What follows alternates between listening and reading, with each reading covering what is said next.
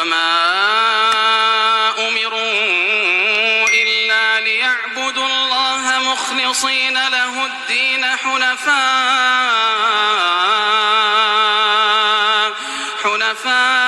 ويقيموا الصلاة ويؤتوا الزكاة وذلك دين القيمة. الحمد للہ وکفا وسلام علی عبادہ الذین اصطفیٰ اما بعد. محترم حضرات، اس ماہ مبارک کے اندر خصوصاً ہم روزوں کے ساتھ زکوٰۃ کی ادائیگی کا بھی اہتمام کرتے ہیں. بار بار لوگ اس سلسلے میں مختلف قسم کے سوالات کرتے رہتے ہیں، اس لیے یہاں پر جو زکوٰۃ کے متعلق جو ضروری مسائل ہیں اس کو بتلایا گیا ہے. سونا، چاندی یا کرنسی یا تجارت کا مال اگر ہمارے پاس ہو تو اس کے اوپر زکوٰۃ واجب ہوتی ہے. اگر نصاب پر ایک سال پورا گزر جائے تو اس کی زکوٰۃ کی ادائیگی واجب ہو جاتی ہے. نصاب کسے کہتے ہیں؟ سونے اور چاندی کا ایک مخصوص شریعت مطہرہ کے نزدیک حساب ہے، اس حساب کو نصاب کہتے ہیں.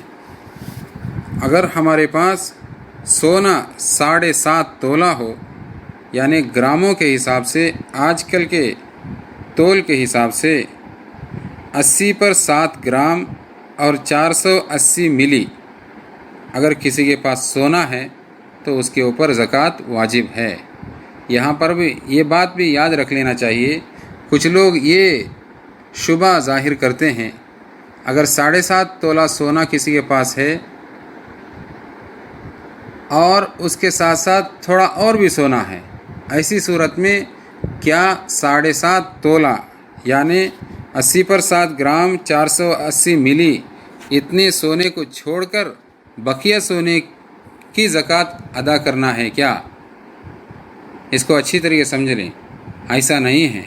بلکہ اگر کسی کے پاس 7.5 تولے کی جگہ 8 تولہ سونا ہے تو پورے 8 تولے کا بھی زکوٰۃ حساب کر کے دینا پڑے گا. اسی طریقے سے چاندی کا مسئلہ ہے. چاندی کا نصاب 52.5 تولہ ہے، یعنی آج کل کے گراموں کے اعتبار سے 612 گرام اور 360 ملی اس کا حساب ہوتا ہے. اگر کسی کے پاس اتنا سونا نہیں ہے اور اسی طریقے سے اتنی چاندی بھی نہیں ہے، ایسی صورت میں کیا کریں؟ ایسی صورت میں مسئلہ یہ ہے کہ سونا اور چاندی دونوں کو آپ ملا لیں. ملانے کے بعد میں اگر ان دونوں کی قیمت 612 گرام 360 ملی چاندی کے بقدر ہوتی ہے، یعنی مارکیٹ میں اس کا ریٹ معلوم کر لیں، اگر ان دونوں کو ملا کر اتنی قیمت ہوتی ہے تو ایسی صورت میں زکوٰۃ واجب ہو جائے گی. اور اسی طریقے سے کسی کے پاس تھوڑا مال ہے، تھوڑا سونا ہے، تھوڑی چاندی ہے، ایسی صورت میں ان تینوں کو ملا لیں. تینوں کو ملانے کے بعد میں چاندی کے وزن کے بقدر یعنی 612 گرام 360 ملی کی جتنی چاندی کی قیمت ہوتی ہے، اتنی قیمت یہ تینوں کو ملا کر اگر ہو جائے تو اس پر زکوٰۃ واجب ہے. زکوٰۃ میں مال کتنا دینا ہے؟ زکوٰۃ میں ٹوٹل مال کا 40واں حصہ یعنی 2.5% ادا کرنا ضروری ہے. اسی طریقے سے اگر کوئی مال تجارت کے نیت سے خریدا تھا، پھر ارادہ بدل گیا اور اس کو اپنی ذاتی استعمال میں لے آیا تو اس کی زکوٰۃ ختم ہو جائے گی.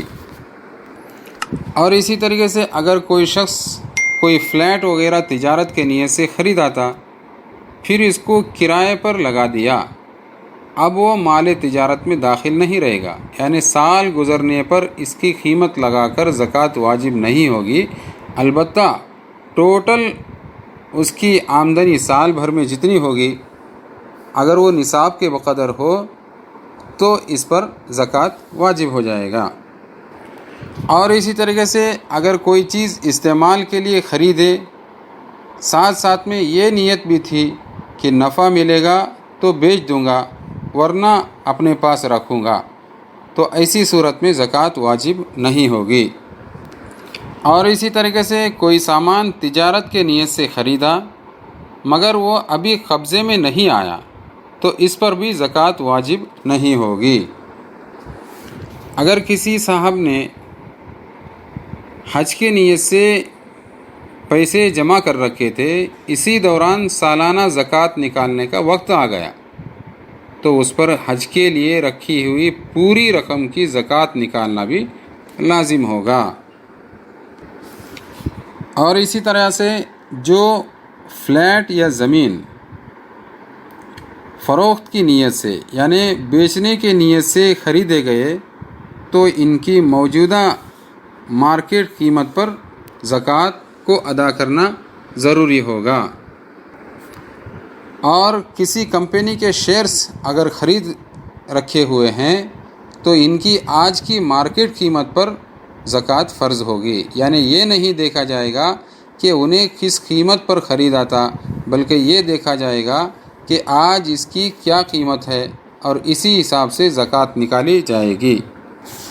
اور اسی طریقے سے فکس ڈپازٹ کے طور پر بینک میں جتنی بھی رقم ہم جمع کریں گے اس رقم پر بھی زکوٰۃ ادا کرنا ضروری ہے۔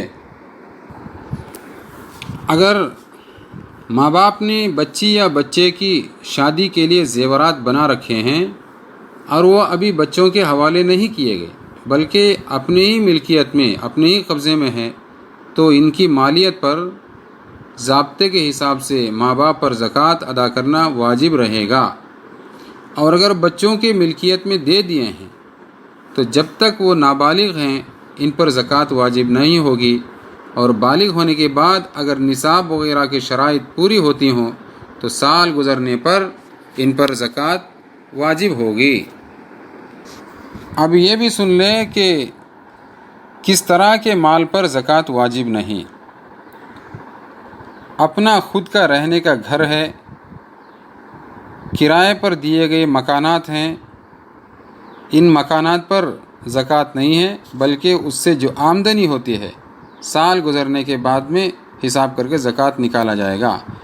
اور استعمال کرنے والی جو کپڑے ہیں، چادریں ہیں، فرش ہیں، کتنی قیمتی کیوں نہ ہو، گھر کا ساز و سامان اور ہماری سواریاں یعنی گاڑیاں اور اپنی حفاظت کے لیے رکھے گئے ہتھیار، گھر میں رکھا ہوا کھانے پینے کا ذخیرہ، سجاوٹ کے برتن، ہیرے جواہرات اگر وہ تجارت کے لیے نہ ہو، اور اسی طریقے سے مطالعے کی جو کتابیں ہیں، اور کارخانے میں جتنے بھی اوزار ہوتے ہیں، مشینری اور اس طرح کے اس کے متعلقہ ضروری چیزیں ہوتی ہیں، ان تمام چیزوں کے اوپر بھی زکوٰۃ واجب نہیں ہے۔